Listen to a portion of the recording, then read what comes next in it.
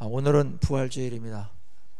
크리스마스가 초림이라면 또 부활절은 예수님께 죽음을 이기시고 승리하신 우리 기독교에서는 가장 큰 명절이고 또 가장 기뻐할 그런 날이기도 합니다.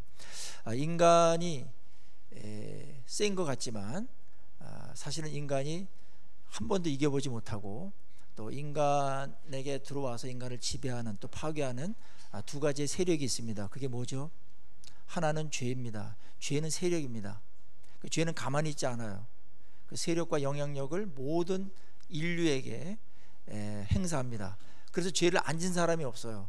그 죄를 안 질 때는 문제가 간단하나 죄를 진 이후에는 그걸 해결하려면 엄청난 일이 벌어지는데, 그게 바로 예수님께서 일주일 동안, 아니 그 전부터 사셨지만 그 엄청난 대가를 지불했던 것들이 죄를 해결하는 게 이만큼 힘들다, 그걸 보여준 겁니다. 또 다른 하나는 죄랑 연결되어 있는 거지만 인간을 지배하면서 인간을 끊임없이 파괴하고, 그런데 인간은 이길 수 없는 그 세력 앞에 어느 누구도 대항하거나 그것을 쳐서 무찌른 적이 없는, 굴복할 수밖에 없는 하나의 큰 세력이 있죠. 죽음입니다. 사망 앞에서는 어느 누구도 장사가 없어요. 진시 황제가 그렇게 세력이 많고 천하를 통일했지만 죽음을 이기지 못했습니다. 온갖 발광을 해도 죽음은 그를 지배하게 되어 있습니다. 이 두 가지, 죄와 사망, 그거는 결정적인 것이에요. 치명적인 것입니다. 이게 해결하지 않고는 인생의 삶의 질이나 소망이나 행복이나 이런 것들을 논할 수가 사실은 없는 거예요. 그 안에서 그냥 우리 그냥 인간이니까 이렇게 살자, 그 정도밖에 이제 못 사는 겁니다. 세상은 이것을 이길 수 없는 것으로, 자연의 현상으로 체념하면서 살아갑니다. 그런데 예수님은 이 땅에 오셔서 이 사망을 이기시고 죄값을 치르심으로 죄를 이기게끔 하시고 죄의 결과로부터 우리를 자유케 하셨죠. 얼마나 어마어마한 일을 하셨는지 모릅니다. 그래서 예수님의 이 부활하심이야말로 가장 큰 권력을 행사한 겁니다. 죽음을 이길 수 있는 파워가 어디 있겠습니까? 죽음을 누가 이기겠습니까? 죽음을 누가 정복하겠습니까? 죽음을 누가 무력하게 만들겠습니까? 오직 예수 그리스도의 부활이 이것을 그렇게 거칠게 다뤄서 굴복시킨 줄로 믿습니다. 그래서 예수를 믿을 때 이 죽음 문제가 해결하는 겁니다. 그래서 우리의 소망이나 우리의 삶이 영원까지 이어지게 된 거예요. 영원까지. 이거는 진짜 어마어마한 겁니다. 그래서 부활이 없으면 인간은 허무주의로 빠질 수밖에 없어요. 진짜 인간의 삶이라는 게 진짜 보잘것없는 것으로 끝납니다. 고작 이거 하려고 태어났나, 고작 이렇게 살려고 이런 짓을 하나, 이러다가 이제 연세가 들면은 또 병도 많이 생기고 그러다가 죽습니다. 그게 인생의 전부라면 인생이 태어나는 것을 과연 축복해야 될까요? 축복할 만한 일일까요?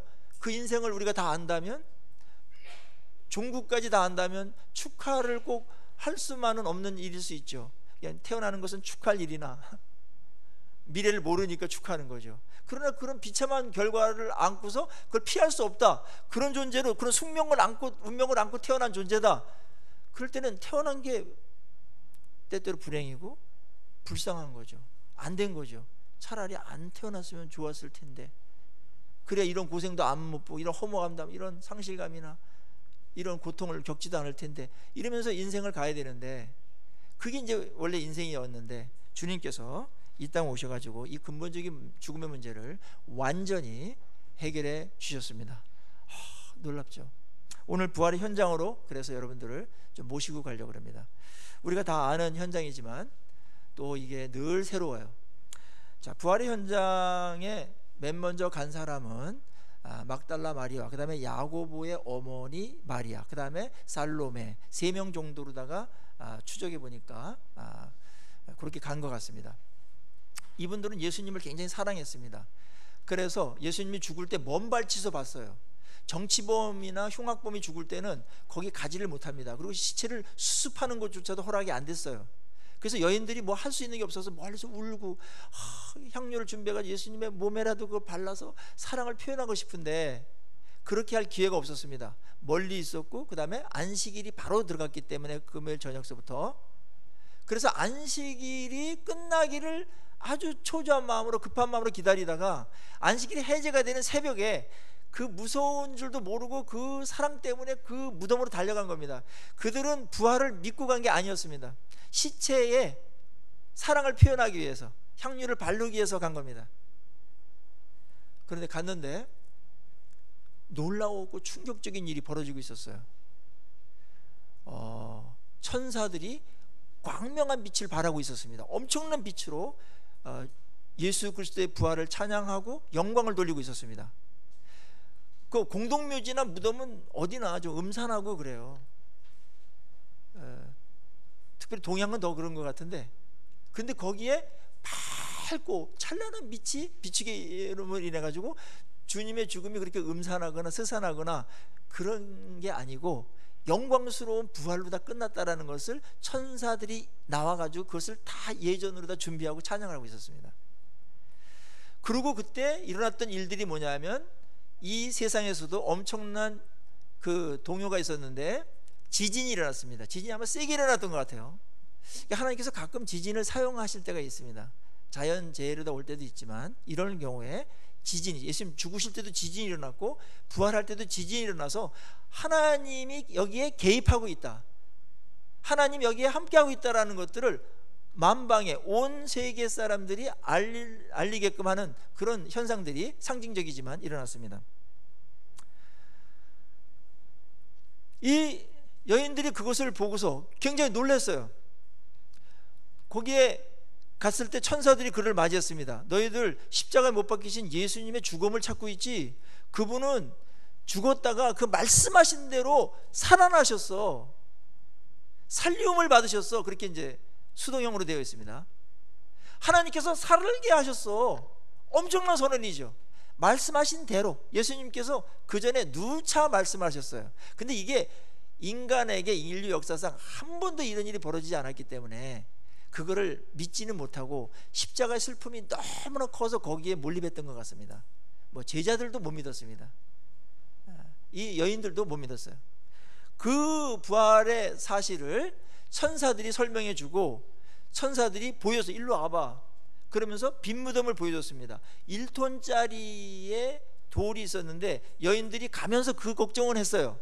경비병이 있을 것이라고는 생각하지 못했던 것 같고, 돌이 큰데 우리 연약한 여자들이 돌문을 어떻게 열고서 시신에다 그걸 바르지?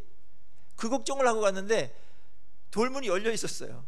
그거는 천사들이 예수님이 부활해서 나올 때 돌문이 이렇게 밀봉되어 있었기 때문에 그러면 예수님이 못 나올까봐 연 것은 아니었고, 그 부활의 증인들에게 목격을 하도록 열어 주어가지고 봐라, 시신이 없지. 그거는 영적인 부활만이 아니고 육적인 이 신체를 갖고 있는 것의 부활을 포함한 거야. 그거를 역사적으로 신학적으로 확증해 주는 겁니다. 그 여기는 이야기 속에서 그런 것들이 신학적인 예민하고 민감한 부분들이 탁탁 터치되면서 해결해 주고 있어요. 그거는 어떤 논리나 신학적인 교리를 선언하는 것보다 더 강력합니다. 그게 성경이 굉장히 고수가 쓴 거가 맞아요. 엄청난 그 문학적이나 이런 기법이 정말 대단합니다. 천사들이 그렇게 말했을 때 그들이 너무나 기뻐했고, 너희들은 빨리 가서 갈릴리에 가가지고 제자들에게 예수님 부활하셨다고 알려라. 그래서 이들이 너무나 기뻐가지고, 여인네들이 달리기 얼마쯤 잘하는지 모르겠지만 기뻐가지고 막 뛰어서 다람쥐하는데 예수님이 딱 나타나셨어요. 그래가지고 너희들 평안하냐 이랬어요. 딱 보니까 예수님이에요. 그래가지고 그들이 그 소식을 들었으니까 발에 엎어져가지고 발을 만지면서 경배했습니다. 발을 만졌다라는 것은 예수님이 유령처럼 부활한 게 아닙니다. 몸으로 부활한 겁니다. 그렇지만 그 몸은 옛날의 몸이 아니고 신령한 몸이며 시공간을 초월해서 다닐 수 있는 몸으로다가 부활한 거죠. 이거는 놀라운 새로운 창조입니다.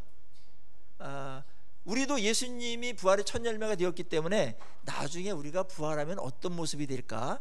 육체적으로 완전한 몸이 되고 시공간을 초월해서 다닐 수 있는 그런 자유의 몸이 될 겁니다. 아픈 거 없습니다. 통증 없습니다.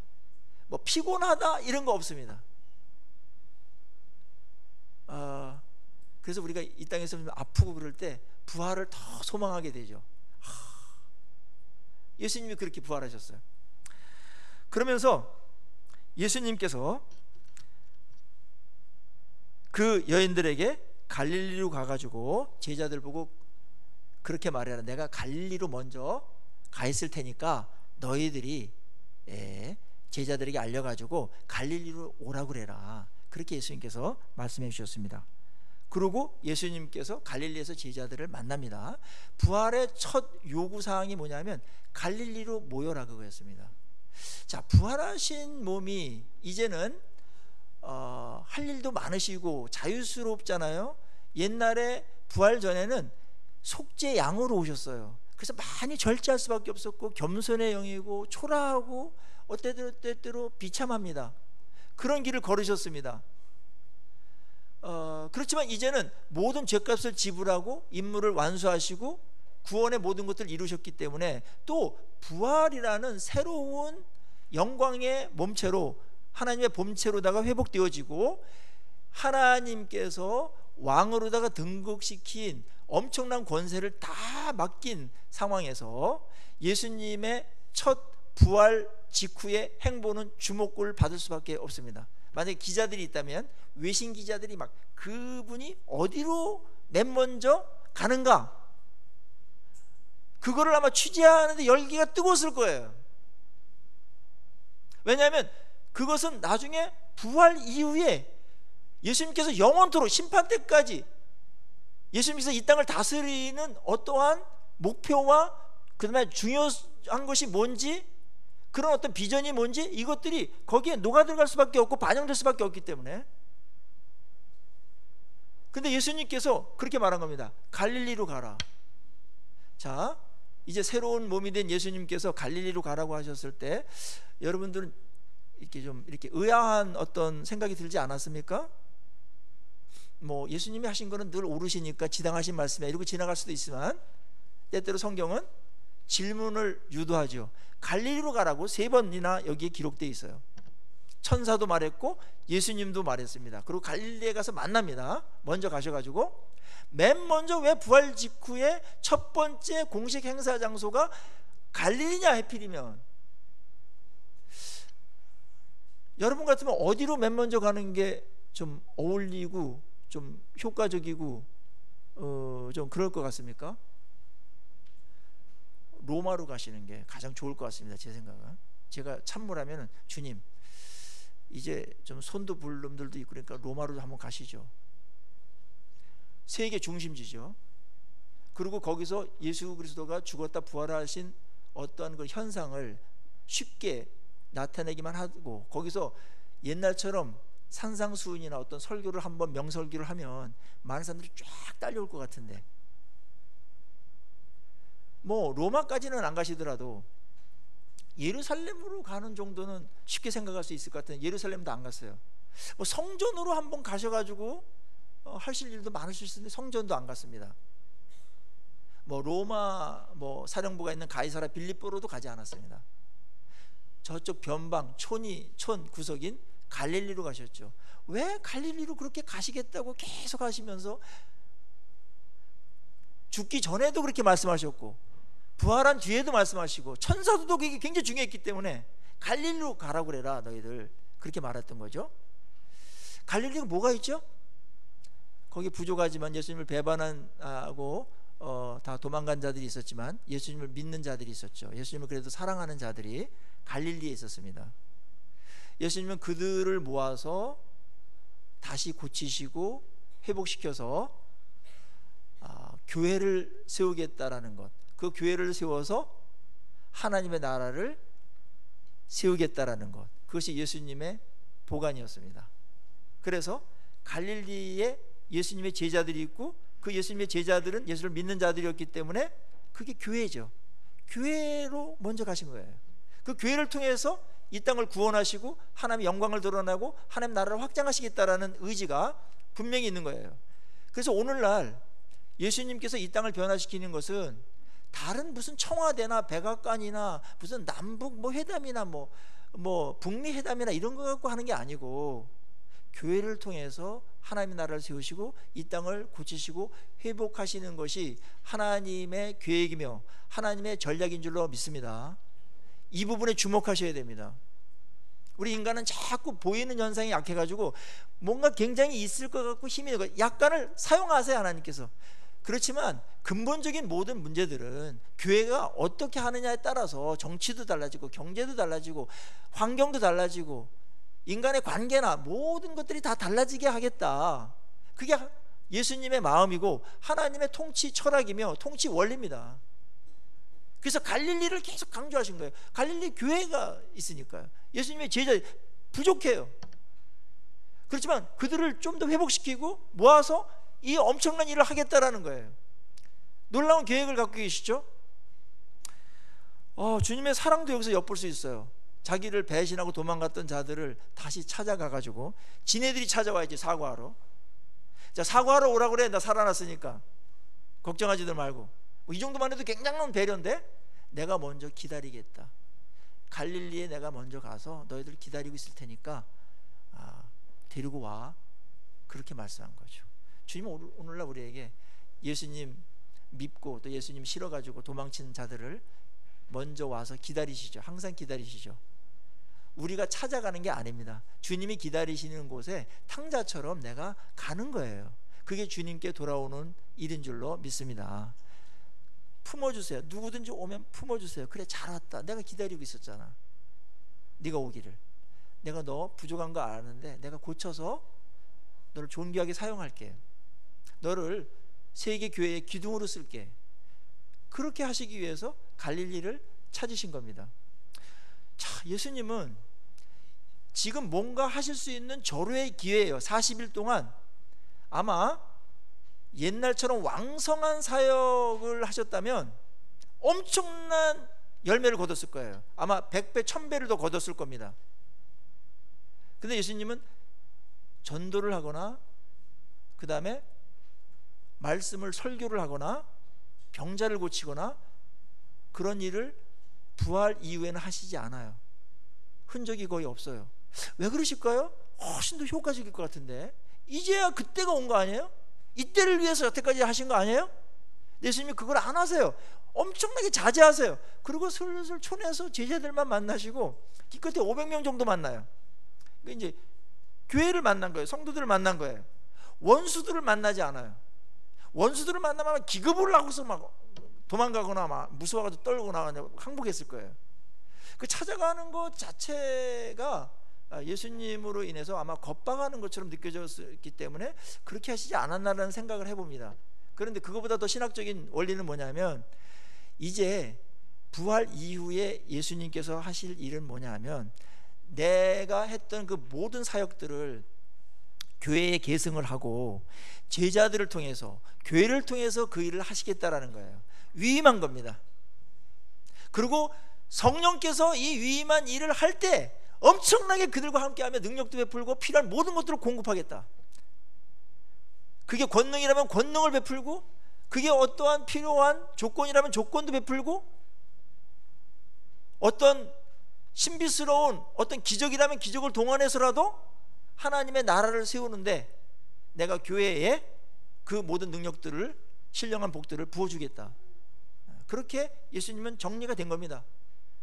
그래서 예수님께서 위임한 이 교회 제자들이 사도행전 2장에 보면은 성령이 임하신 후에 얼마나 엄청난 부흥이 일어난지 아시겠죠? 예수님도 이 땅에서 그 정도 부흥을 일으키지 못했어요. 뭐 하시려면 하실 수 있었겠지만 그 모든 영광과 열매를 내 뒤에 제자들과 교회가 세우면서 즐겁고 기쁘고 승리하도록 예수님께서 모든 것들을 참으시면서 예수님이 하실 일만 딱 하고 모든 그 영광과 혜택을 교회가 감당하고 누리도록 예수님께서 하셨죠. 그 일에는 인간의 연약한 몸 갖고는 할 수 없으니까 제자들 약하기 때문에, 교회 약하기 때문에 성령을 보내주셔서 예수님께서 이 땅에 함께 늘 있어서 옆에서 챙기고 하셨던 것처럼 성령이 함께 하시면서 이 모든 것들을 도우시겠다. 시공을 초월해서 이제 그렇게 이제 교회를 사용하시고 계신 것이고, 오늘날 그러면 그 예수님의 전략이 실패했나 성공했나 보면 너무나 잘할 수 있어요. 옛날에 기껏해야 몇만 뵙게 되지 않았어요. 몇천 명 뵙게 되지 않아요. 예수님 승천하실 때. 근데 지금은 어떻게 됐습니까? 20억이 예수를 믿습니다. 예수님의 전략이 맞아 떨어진 것이죠. 그 성령의 역사가 분명한 것이죠. 그리고 그 주님이 부활하신 게 너무나 명명백백하죠. 내가 너와 함께 하겠다고 그랬는데 그 함께함으로 인해서 이런 열매들이 거둬지고 지금도 일어나고 있으니까 그 증거 중에 하나가 나 자신이죠. 그런데 이러한 일이 벌어지고 있을 때에도 거기에 놀랍고 또 아주 답답한 일이 벌어지고 있는데 경비병들입니다. 경비병들은 시신을 지키기 위해서 있었습니다. 우리가 잘 알다시피 대제사장들이 빌라도에게 갔어요. 총독님, 이 사람이 살아있을 때 내가 죽었다가 사흘 만에 부활한다라는 말을 한 것을 기억합니다.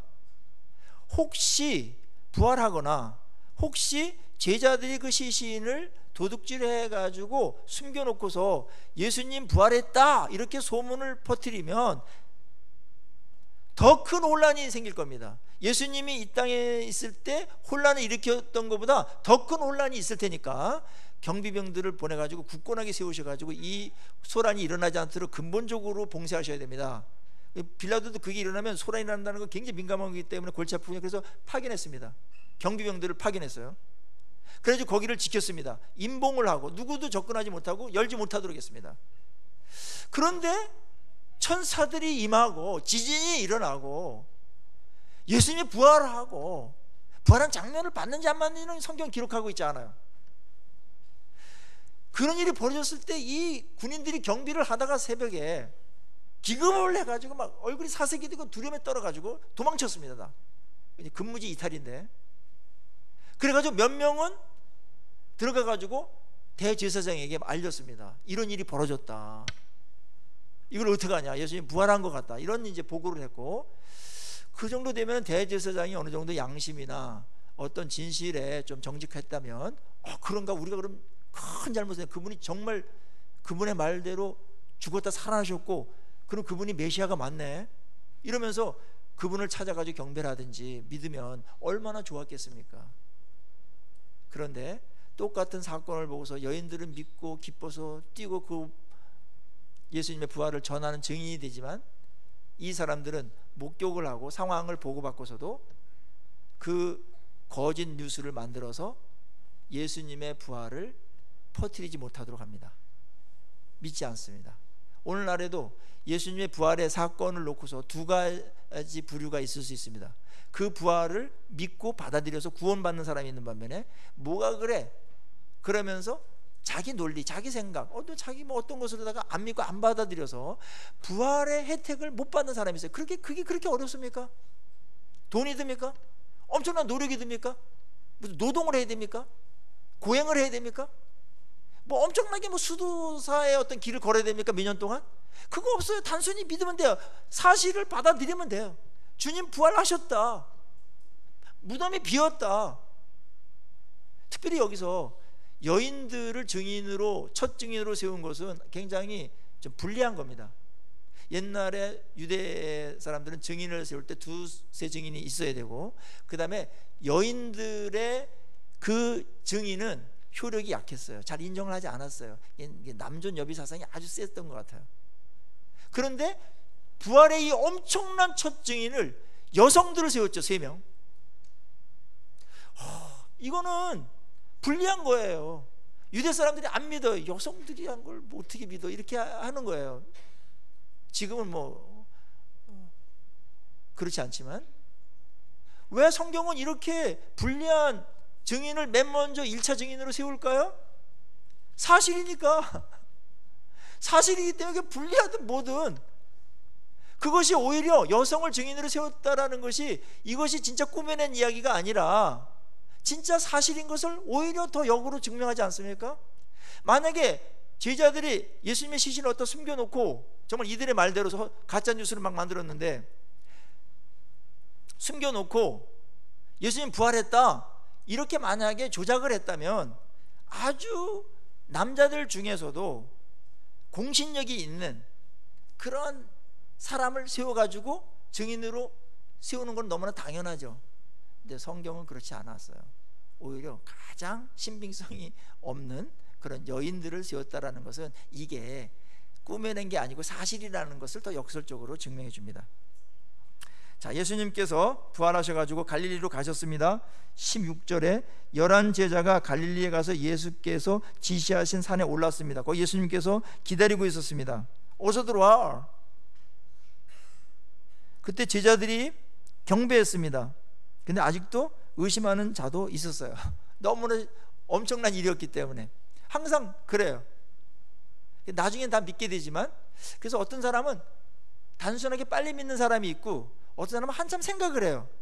생각하면서 믿는 쪽으로 가야 돼요. 아까 그 대제사장이 이런 사람들 안 믿는 쪽으로 방향을 설정하고 의심을 하는 거는 그건 잘못된 의심이고, 예수님이 정말 그런가? 어떻게 추적을 해봐야지, 뭐 확인해봐야지, 그러면 난 믿을 수 있어. 그렇게 가는 거는 괜찮은 의심이에요.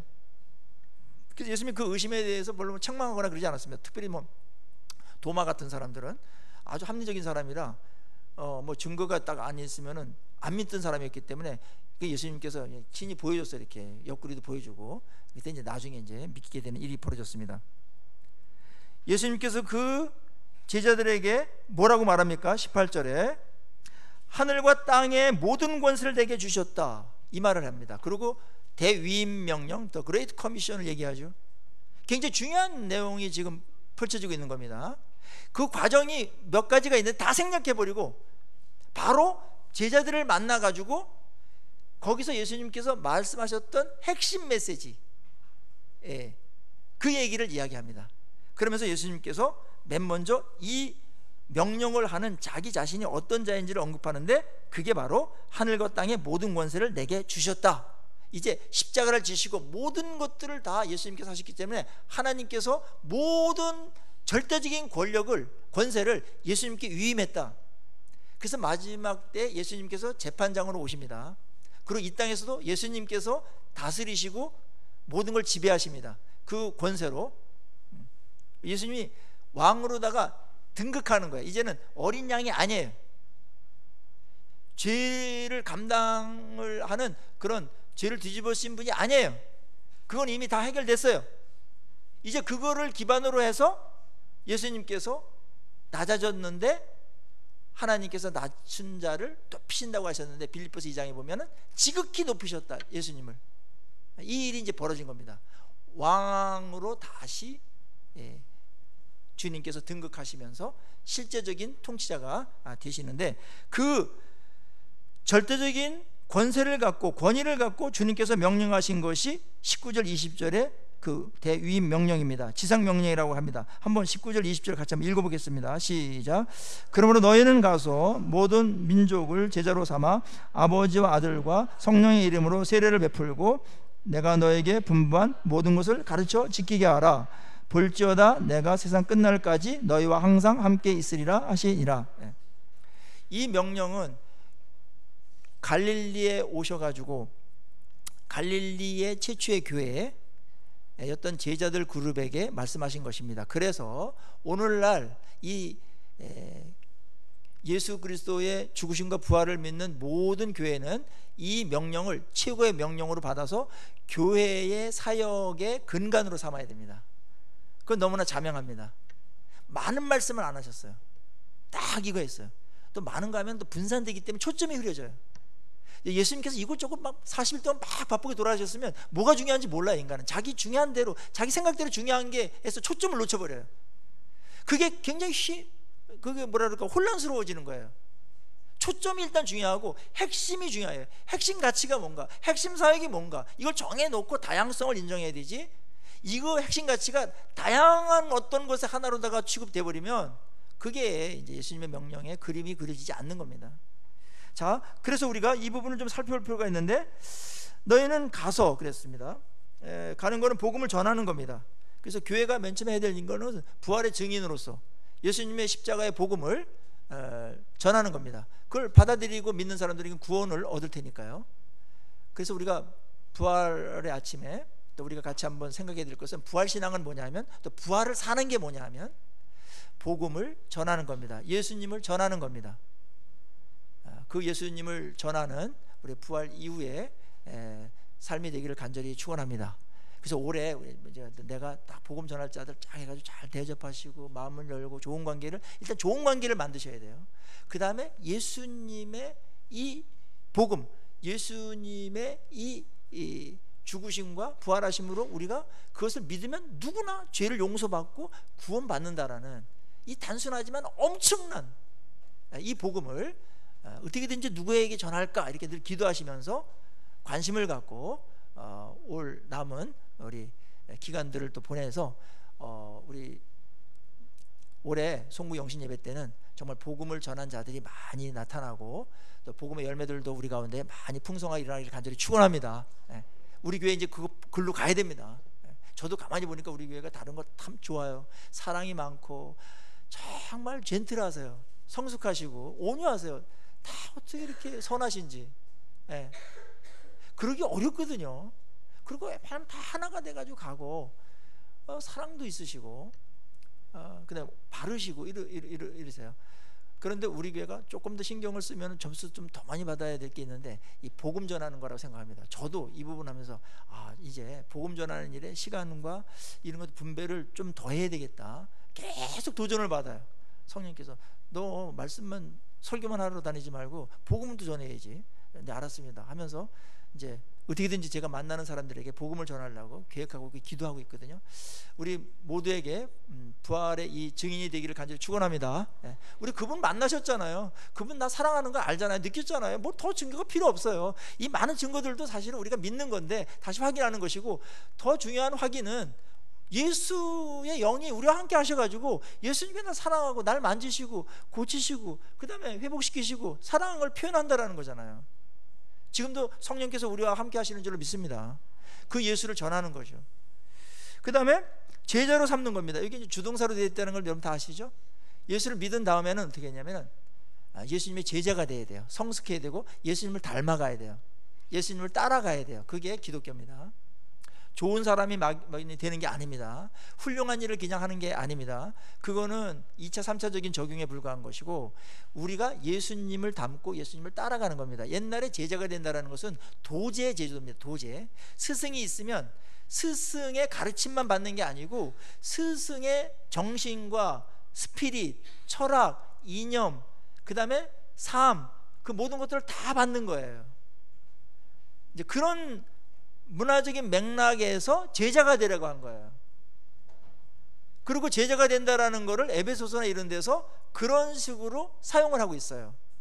그러니까 예수님께 가르침만 받았다 이렇게 강의 듣고 하는 정도가 아니고 예수님을 따라가는 겁니다. 닮아가는 겁니다. 가르침을 받아서 살아내는 겁니다.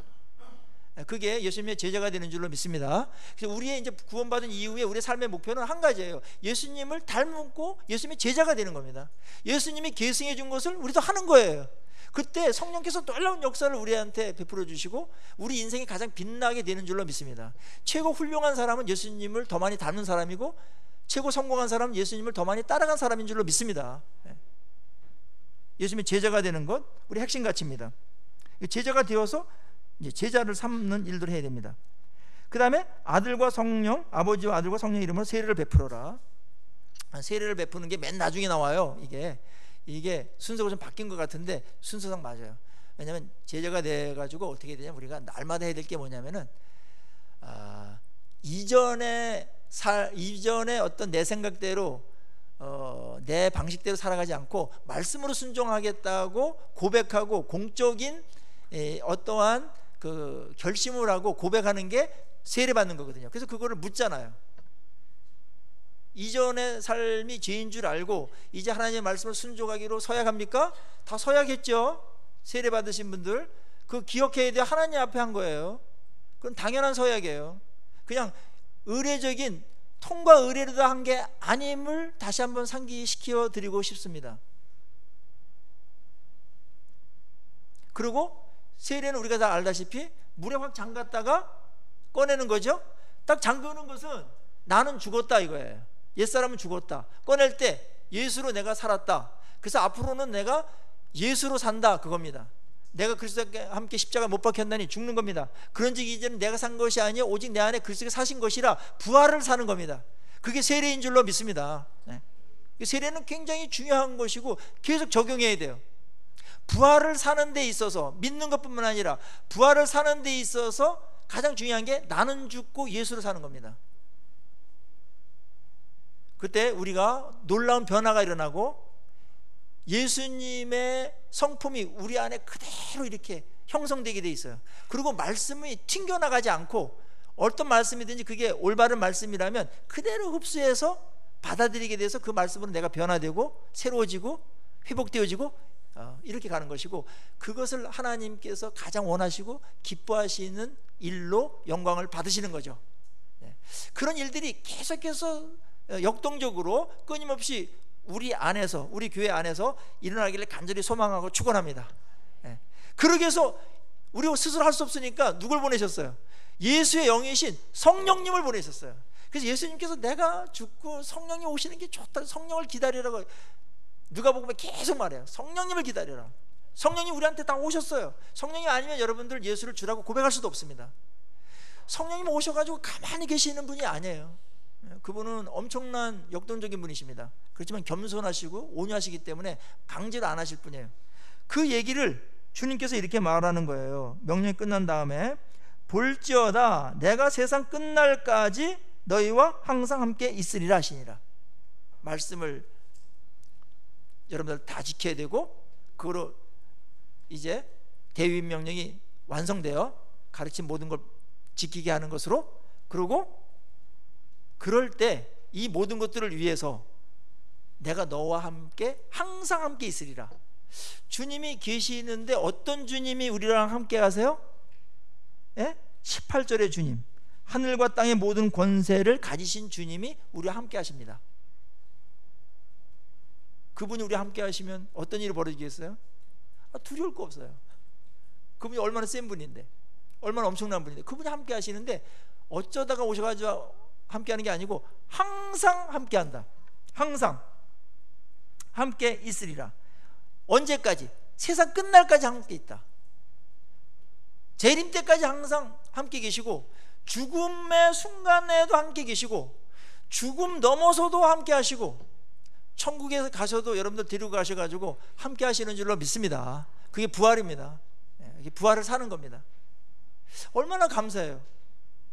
영원히 산다라는 얘기는 또 항상 내가 함께 했다는 것은 부활이 아니고서는 일어날 수 없는 거예요. 정신적으로 살고 뭐 그게 아니에요. 실제로 인격이 함께 사시는 겁니다.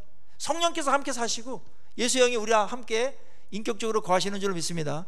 이 말씀에 아멘하는 이 모든 일들이 성령의 역사로 함께 하심으로 일어나는 하나의 표현이고 현상이고 증거입니다. 주님 우리와 함께 하십니다. 그분과 늘 동행하시고 그분과 함께 아름다운 인생을 만드시고, 어떤 일이든지 주님과 동행하심으로 인해서 주님을 더욱더 경험하고, 그래서 주님을 더욱더 알아가고 주님께 영광을 돌리는 부활을 사시는 우리 모두가 되기를 주의 이름으로 축원합니다. 다시 기도하시겠습니다.